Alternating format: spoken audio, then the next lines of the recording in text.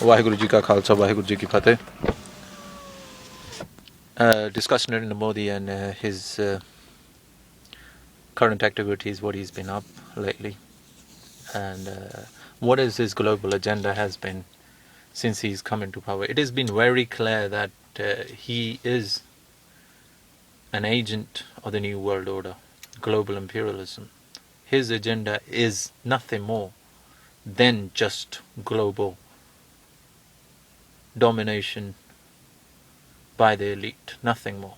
His backers, his funders, his supporters, the reason he's been made the new Prime Minister of India has been very clear in especially in these couple of weeks. Now, a few of the things he has done, it shows a clear reason why he's been brought in. He deliberately sabotaged the BRIC Bank meeting, the meeting between Russia, China, India, Brazil, and others. Try to bring balance into the world of banking by making a new global bank which could bring financial stability to the world. India has been the main opponent to that bank, and at this meeting Modi more or less was the singular reason for sabotage of this meeting. And secondly, what he done, he went to Bhutan.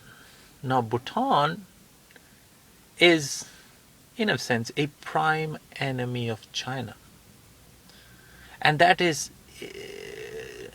aggravating China, deliberate aggravation of China for no given reason. It's a very small country. It's not even a regional player. To deliberately go there and incite China, it shows a clear policy behind a war with China. And it has been very clear, because all you have to see is who backed Narendra Modi. We get into Tata Industries, we get into Reliance, we get into Mittal, Lakshmi Mittal, and we get into Ambani. These people, they're in control of the Indian military industrial complex. Of course they want war. And they're also agents of the IMF. And they've been selling eugenics in this India from day one. So it is very clear that his path, Modi's path, is against global stability. The only reason of his being is a war against China. That's the reason. He is the war candidate. We have to be very clear. This flashpoint, because there are multiple flashpoints between India and China border. Arunachal Pradesh, disputed, a Chinese territory. Then we get into Tibet. Then we get into Nepal. Then we get into Kashmir. Then we get into... There are multiple flashpoints. So him to go into Bhutan and deliberately try to rub China's nose in it, it's a very, very dangerous element at global politics. People, West need to wake up and see that if you support a person like this, he is the biggest, by far the biggest danger in this world of starting a world war, because China versus India is half of the world's population fighting each other. So he has been on the path, and his next plans are going to Japan, another anti-clear aggression towards China. Now India, because you have to realize there is a nuclear pact between India and America. That nuclear pact more or less makes India the bait for the beast which is called China. This is a bait used by America to play their geopolitics in that region.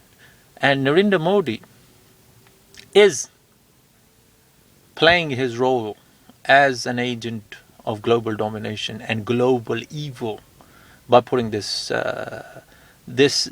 engagement, war engagement with China is a stupidity. What we need is peace in that region. Starting a war with China, a country the size of China, with the power, regional powers like Iran, Russia, Syria, and the others behind them, it is sheer stupidity to challenge China, because India is isolated in that region.